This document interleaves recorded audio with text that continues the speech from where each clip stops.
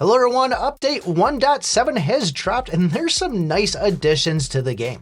The first one I want to talk about is Kyle. This looks like it's an absolute beast based by the skill set.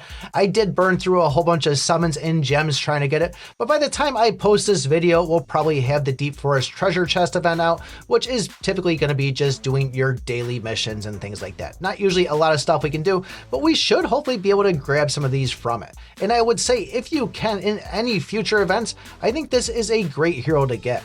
And I think between having Kyle, Adora, and Rochelle, are they really making the humans as probably the most powerful out of the four races? Let me know in the comments below. But what I love about this hero here is, number one, it seems like it's going to be doing a lot of targeting towards the middle row because obviously there's always going to be a hero up in the front. And when a hero is hit in the front, you're going to be going and having a chance to stun the row behind it, which is typically going to be the middle row.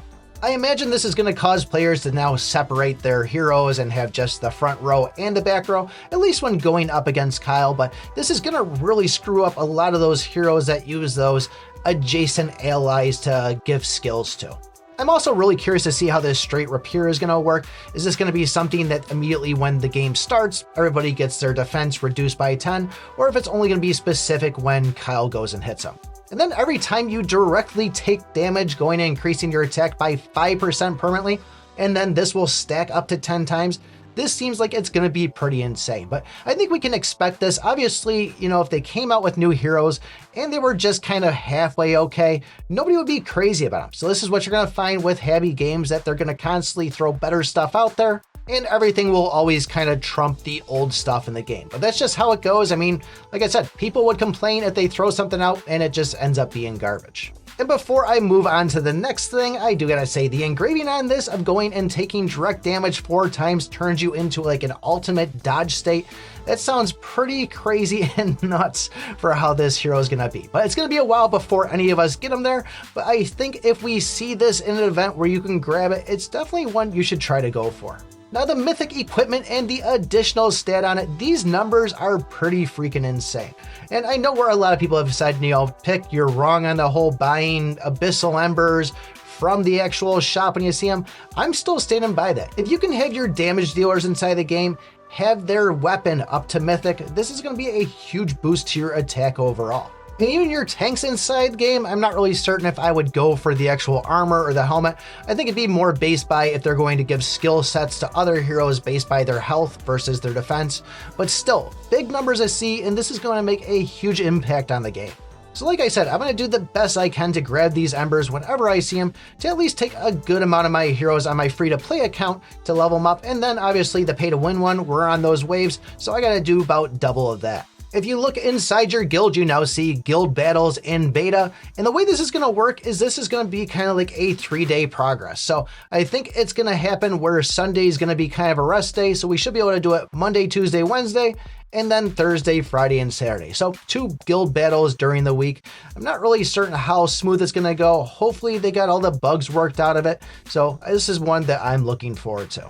So we also got some new chapters, chapter packs, and we also have the skin shop, which is now located down in the shop area where we would buy everything else. I'm not actually spending any more money on the game. I've stopped my battle passes on my pay to win one.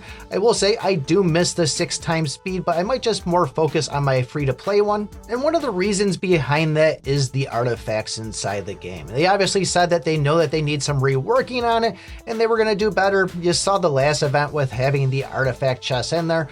I thought that was a joke. And looking at the way they changed the drop rates on this, they pretty much changed everything except for the legendary. So think of it as the 5 legendaries that you can craft right here. This is most likely going to be what you can go and build up inside the game. And just remember that all 5 of those legendaries won't actually be able to turn into any of those mythic ones. Yeah, you could use them as burners to take the other legendary ones up in there, but part of me actually wonders if this mythic equipment, if they actually ever really created it and it was just kind of a way to make it look like there was more things inside the game. But I haven't seen anybody run it yet, although it is incredibly difficult to get it. So with all that being said, there is a lot of great stuff inside this. I just really hope that this Guild Wars does go incredibly well and it's not buggy and glitchy like I've seen a lot of the PvP in some of the other Habby games, but time will tell on it. I hope they got it straightened out, and I think hopefully after the first week, there's no bugs or errors. A lot of us are already playing AFK Journey, which is totally crushing the app stores right now.